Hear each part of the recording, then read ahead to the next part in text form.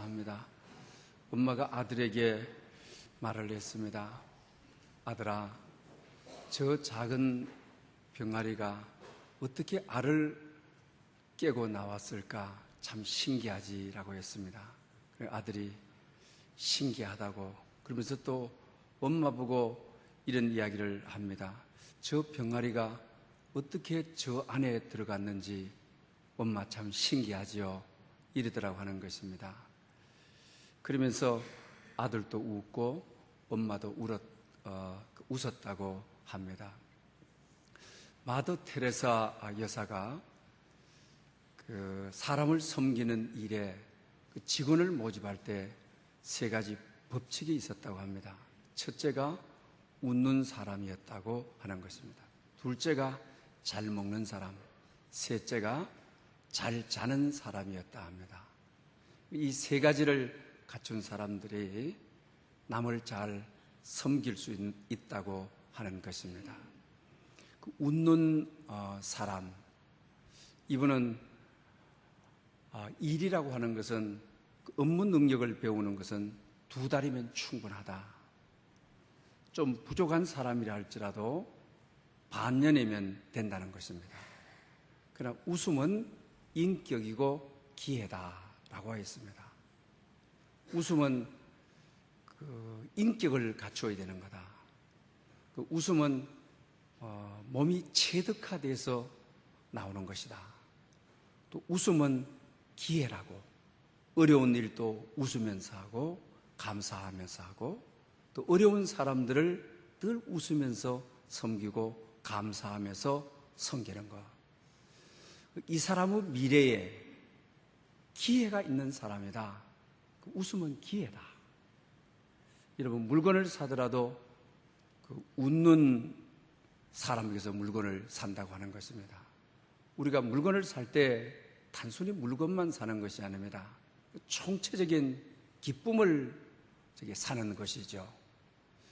그러므로 우리가 투자하지 않고 경제적인 비용을 들지 않고 우리 인생의 기회를 만들어가는 것은 웃으며 사는 사람, 감사하며 사는 사람이라고 하는 것입니다.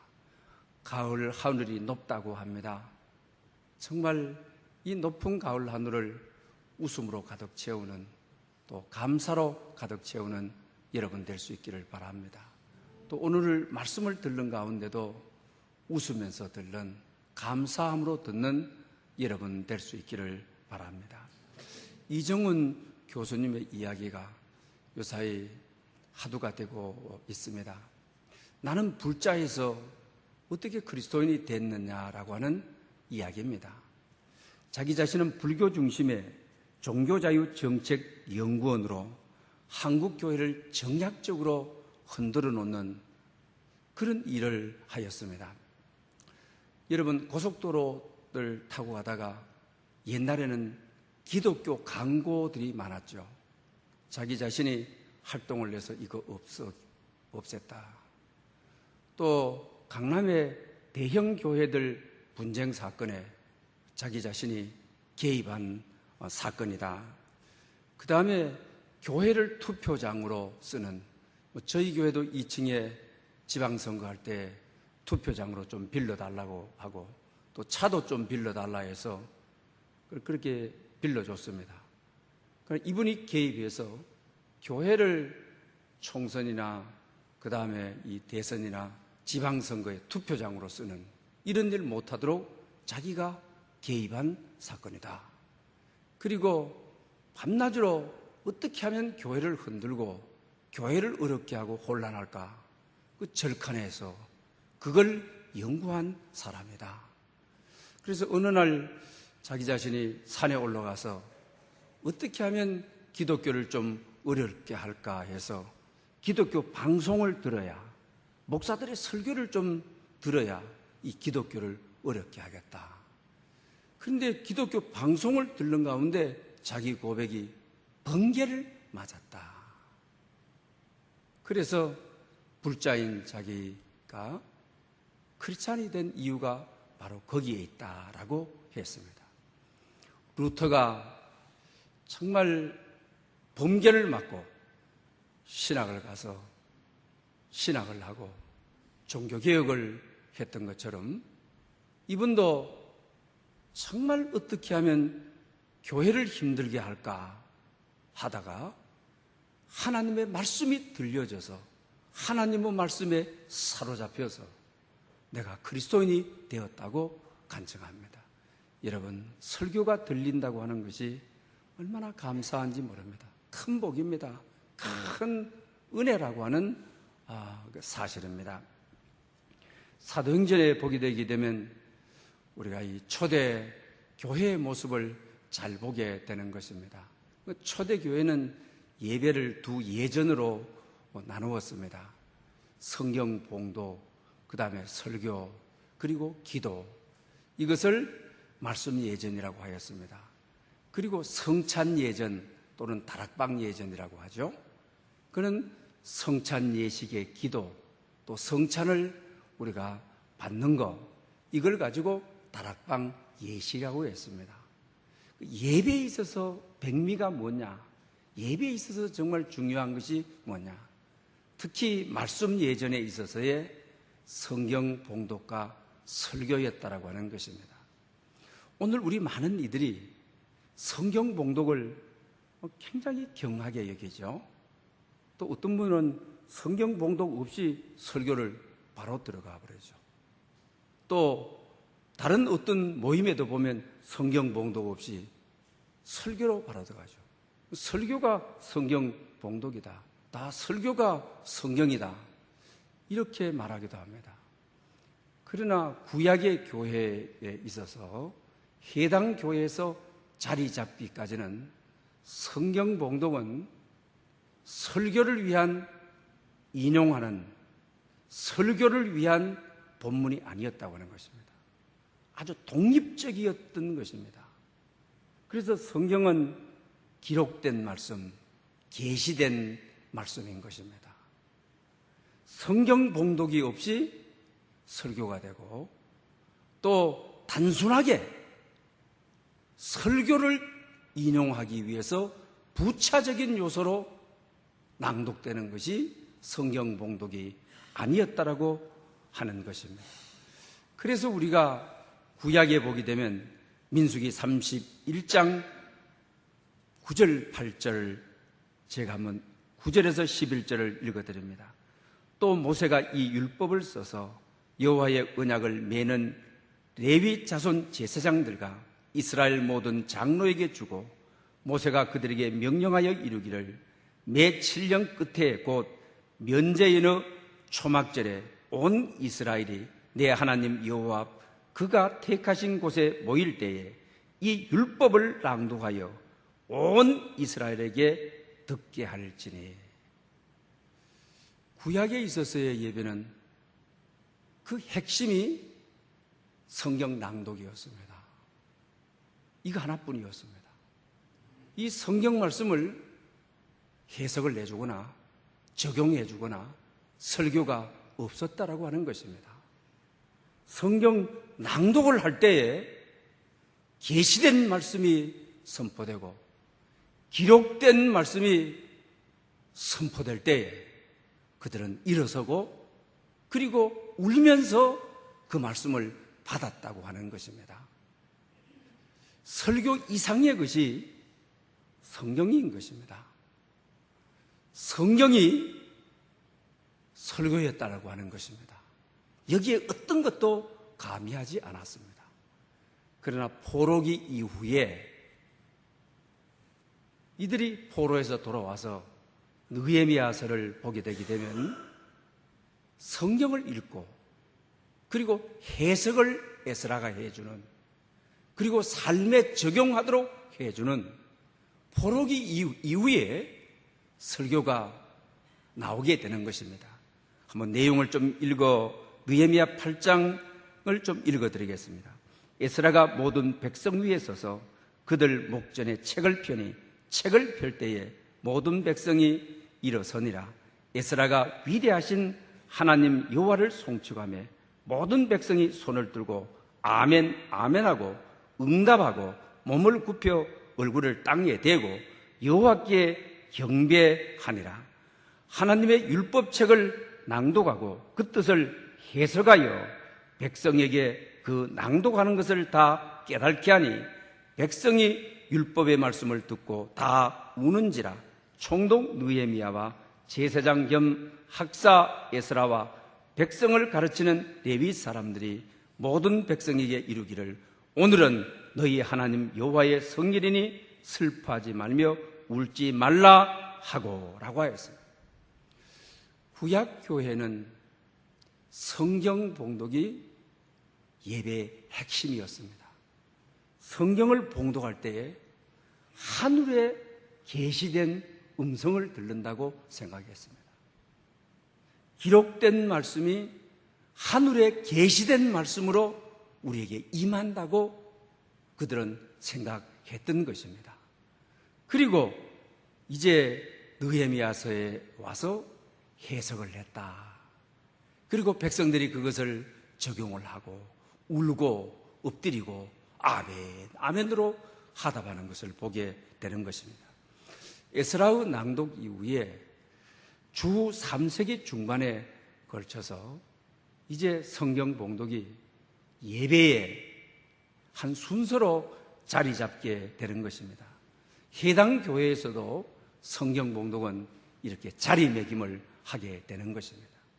사랑하는 여러분, 우리가 예배 드릴 때 성경 봉독을 아주 부차적으로 아는, 또 성경 봉독을 찾지도 않는, 설교에만 집중하려고 하는 그 하나님의 말씀인 성경이 텍스트인데 이걸 가지고 우리 삶에 적용하고 우리 삶에 푸는 것인데 본질이 없이 현상만으로 살아가려고 하는 예배가 예배되기 위해서는 우리의 자세를 바꾸어야만 되는 것입니다.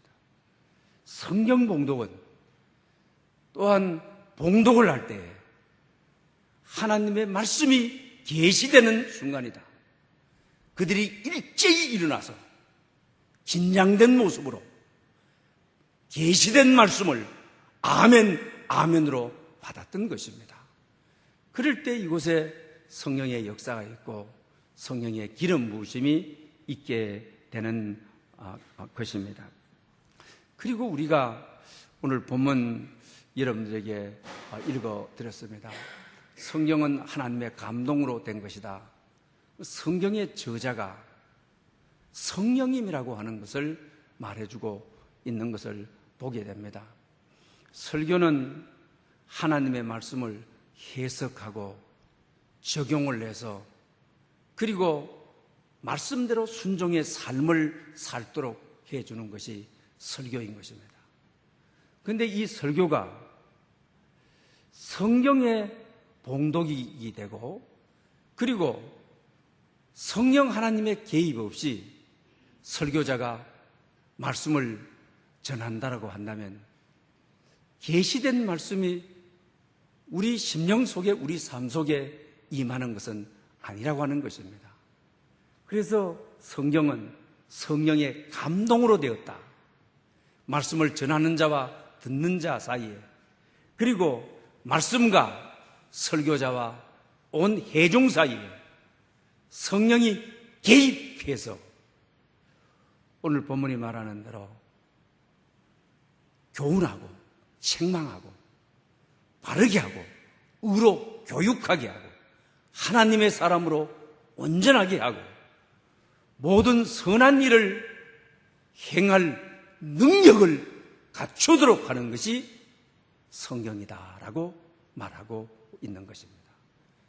그래서 우리는 말씀 속에 우리 설교의 현장 속에 성령님이 개입하시도록 성령의 기름 부으심이 있도록 설교자에게 그리고 또한 우리 오늘 예배하는 모든 예배자들에게 이 설교 속에서 말씀 속에서 정말 교훈을 받고 또 책망하셔서 죄를 회개하고 내 삶을 바르게 세워가고 의롭게 나를 이끌어가고 또 하나님의 사람으로 온전하게 말씀은 변화를 시키는 능력이 있고 곤치는 능력이 있고 홍과 간절과 골수를 찔러 쪼개기까지 하기 때문에 하나님의 사람으로 거룩한 백성으로 말씀을 통하여 온전해가는, 우리 세상 살아갈 때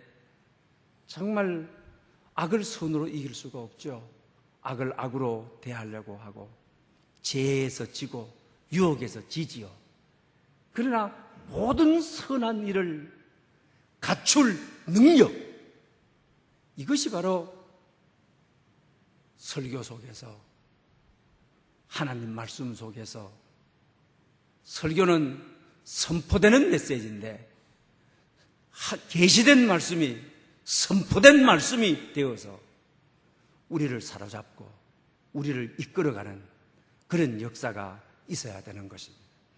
예배 속에 성령의 기름 부으심이 있도록, 성령의 역사하심이 있도록, 이것이 바로 우리가 살고 교회가 살고 이 땅이 사는 길임을 우리가 잊어서는 안 된다라고 하는 사실입니다. 그렇다고 한다면 우리는 설교를 어떤 자세로 들어야 하느냐라고 하는 것입니다. 그것은 첫 번째로 사람의 말이 아닌 하나님의 말씀으로 받아야 되는 것입니다. 데살로니가 교회가 그러하였습니다. 데살로니가 전서 2장 13절에 너희가 우리에게 들은 바 하나님의 말씀을 받을 때에 사람의 말로 받지 아니하고 하나님의 말씀으로 받음이니 진실로 그라도다. 이 말씀이 또한 너희 믿는 자 가운데서 역사하느니라. 할렐루야. 여러분, 오늘 우리 사회, 또 우리 한국교회 강단의 문제, 그리고 또 그로 말미암아 이 교육자와 또 교회 지도자들의 이 갈등이 아주 크게 달하고 있음을 부인할 수가 없습니다. 왜 그렇습니까? 물론 목사가 인격이 되어서 또 삶의 말씀이 되어서 체화되어서 그 말씀이 흘러나오면 참 목사도 참 좋은 일이고 또 듣는 회중들도 아주 행복한 일입니다. 그러나 목사도 제 아래 있습니다. 부족한 것이 많습니다. 또 성숙한 그리스도인들이 바라봤을 때 행위가 따라주지 않기 때문에 마음에 와서 닿지 않는다. 사람의 말로 들려진다. 인생 철학으로 들려진다.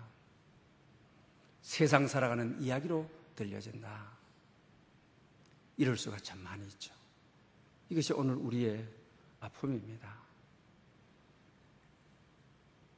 교회는 교육자에 대해서 기다려줄 줄도 알아야 되고 또 성숙하도록 기도해 줄 줄도 알아야 되는 것입니다.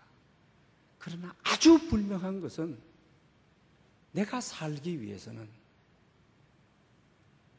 설교는 계시된 말씀이 선포되는 메시지이기 때문에 사람의 말로 받지 않고 데살로니가 교회는 하나님의 말씀으로 받았다. 믿음으로 받았을 것입니다.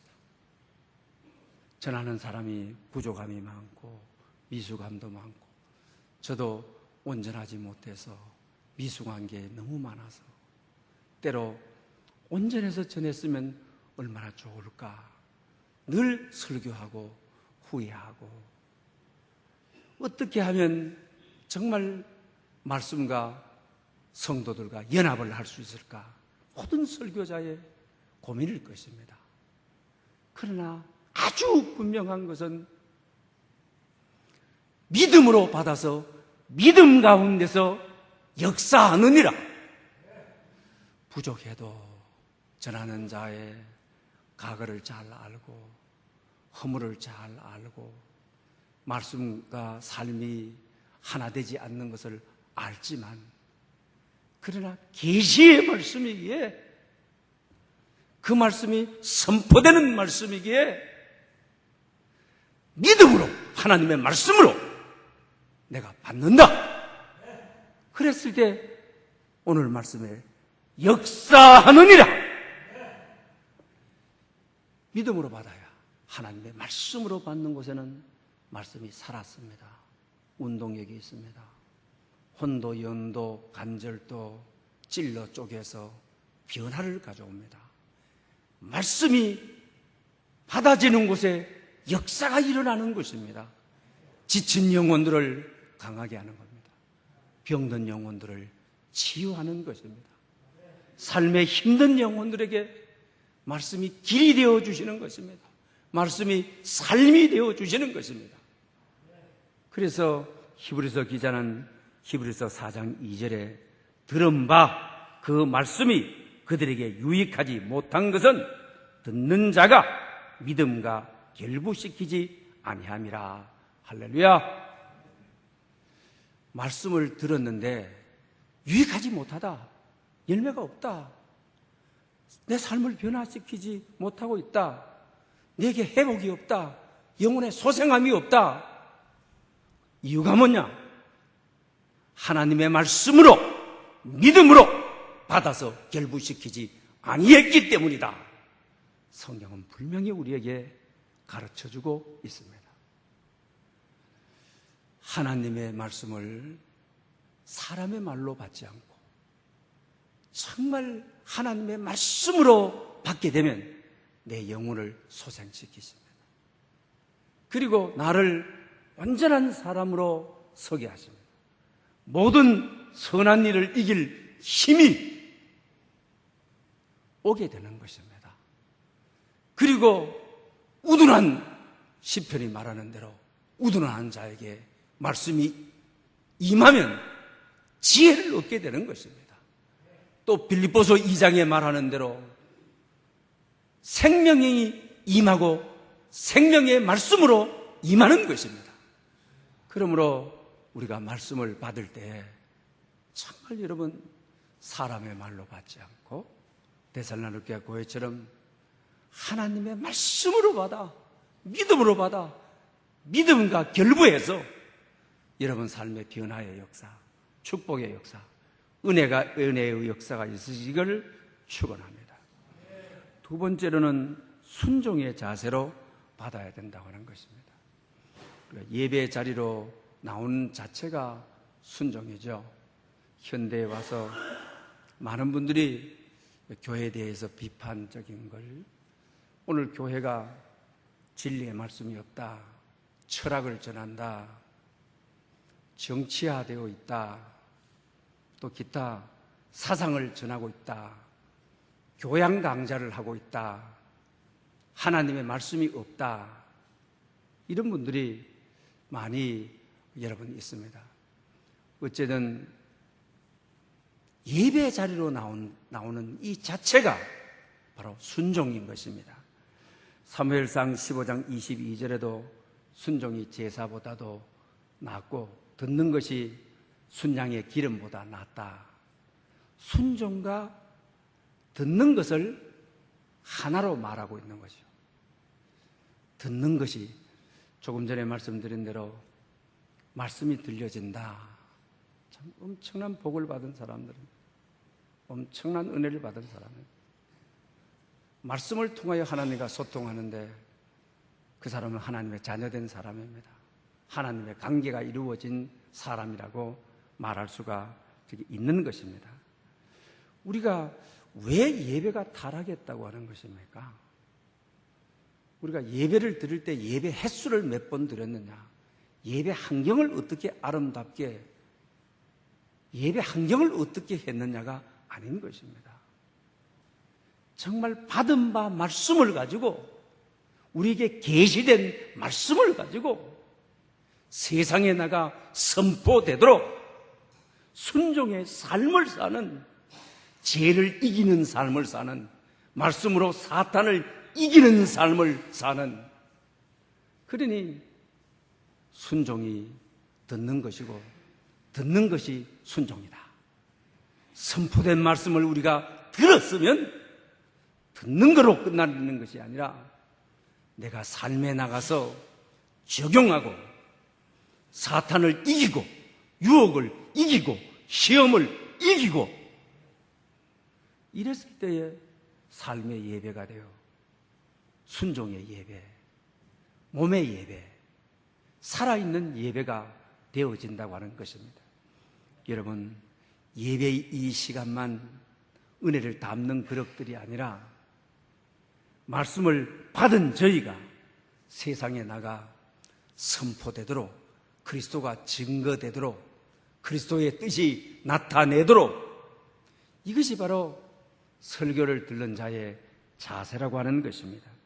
세 번째로는 기대하는 마음으로 들어야 되는 것입니다. 베레아 교회는 정말 기대하는 마음으로 사도행전 17장 11절에 이렇게 말씀합니다. 베레아에 있는 사람들은 데살로니카에 있는 사람들보다 더 너그러워서 간절한 마음으로 말씀을 받고 이것이 그런가 하여 날마다 성경을 상고함으로, 베레아 사람들은 하나님의 말씀을 받는데 간절한 마음으로 받았다. 이 원어에서는 이런 표현입니다. 내 삶을 바꿀 만한, 오늘 이 말씀을 통하여 내 삶의 소중한, 내 인생의 시금석이 되는 오늘 내가 말씀을 받겠노라, 말씀이 내게 그렇게 임하리라, 그런 간절한 마음을 가지고 베레아 사람들은 설교를 들었다라고 하는 것입니다.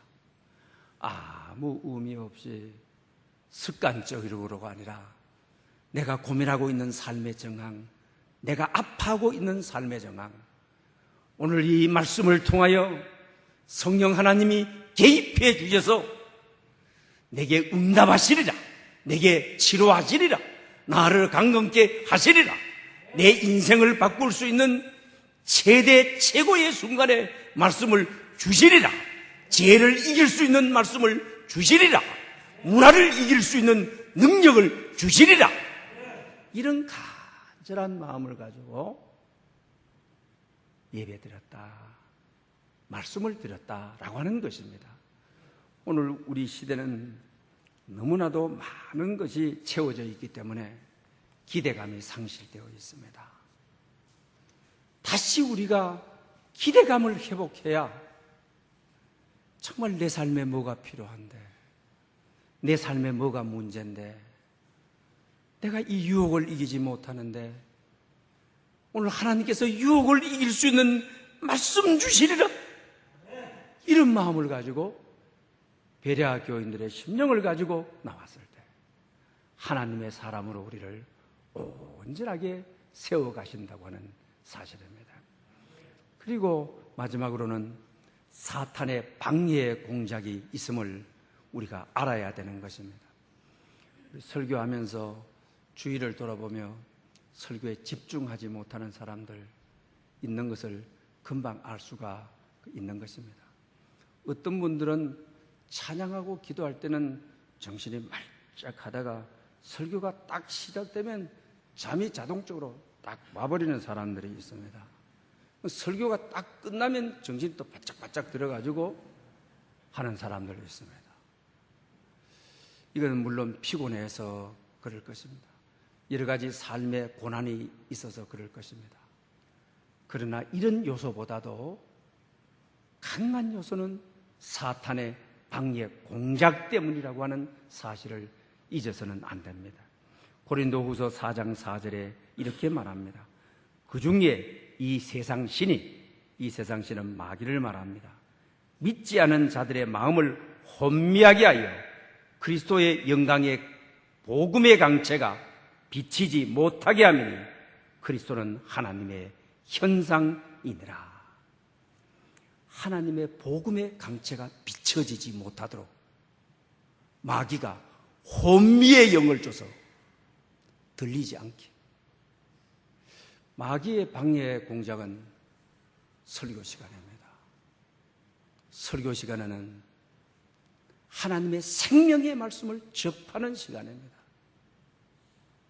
설교 시간에는 말씀이 역사하는 살아있고 운동력이 있는, 우리를 변화시켜 용기를 얻게 하고 십자가를 다시 잡게 하고 쓰러졌다가도 일어나게 하고 마귀는 최고의 공작이 말씀과 접하면 영혼이 살기 때문에 우둔한 자가 지혜롭기 때문에 생명의 말씀이 들어오게 되면 생명을 얻기 때문에 말씀과 접하지 못하도록 차단하는 것이 세상의 신이 유혹해가지고 복음의 강명한 빛이 비춰지지 못하도록 하고 있다고 성경은 가르쳐주고 있는 것을 보게 되는 것입니다. 사랑하는 여러분, 정말 오늘도 우리 말씀 속에 집중하지 못하도록 어떻게 하든지 사탄은 우리를 노리고 있습니다. 사탄이 가장 역사하는 시간은 이 설교 시간인 것입니다. 그렇지 않겠습니까?